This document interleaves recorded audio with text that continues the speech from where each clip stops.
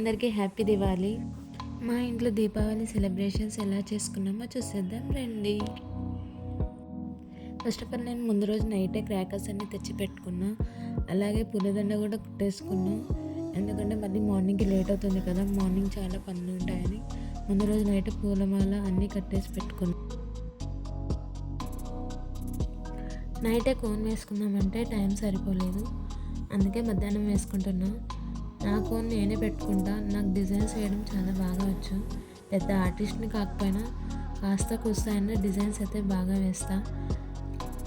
అందుకే నా మెహందీ డిజైన్ ఎలా ఉందో చెప్పండి. పండగ అంటే అమ్మాయిలకు గోరింటాకు పక్కా ఉండాలి. ఆ గోరింటాకు ఒక అందం అమ్మాయిలకి. పండగ అంటే అమ్మాయిలకు గోరింటాకు పెట్టుకోవడం, అందంగా రెడీ అవ్వడం, కొత్త బట్టలు వేసుకోవడం ఇదే ఉంటుంది కదా. ఇక్కడ మా తమ్ముడు వాకిలికి మామిడాకుల తోరణం ప్రిపేర్ చేస్తున్నాడు. తాత మనవడేమో ఫుల్గా రెడీ అయిపోయి ఫోటోలు వీడియోలు తీసుకుంటూ ఎంజాయ్ చేస్తున్నారు. మా అమ్మ కూడా టకటక పనులన్నీ కంప్లీట్ చేసుకొని స్నానం చేసి పూజ చేస్తోంది. నైట్ నుండి దివాళీ సెలబ్రేషన్స్కి ప్రిపేర్ అవ్వడమే సరిపోయింది అందరికీ. ఎవరి పనిలో వాళ్ళు ఫుల్గా బిజీ అయిపోయారు బా.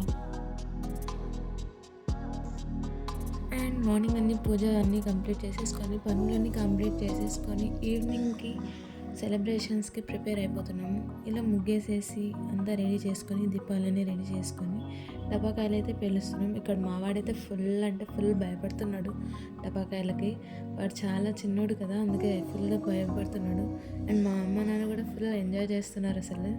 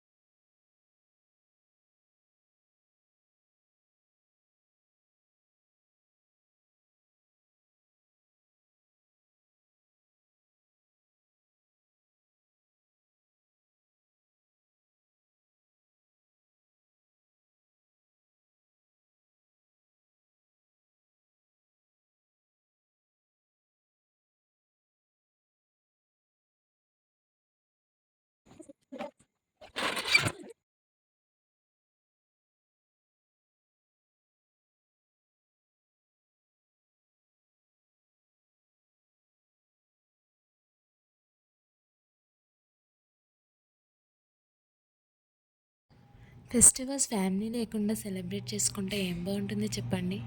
నేనైతే ఈ దివాళీకి మా బుడ్డోడితో మా ఫ్యామిలీతో చాలా హ్యాపీగా ఎంజాయ్ చేస్తూ దివాళీ సెలబ్రేషన్స్ అయితే చేసుకున్నాను. మరి మీ ఫ్యామిలీస్తో మీరు ఎలా దివాళీ చేసుకున్నారో కామెంట్ చేయండి. మీకు ఈ వీడియో నచ్చినట్లయితే లైక్ చేసి షేర్ చేసి సబ్స్క్రైబ్ చేసుకోండి. Bye guys.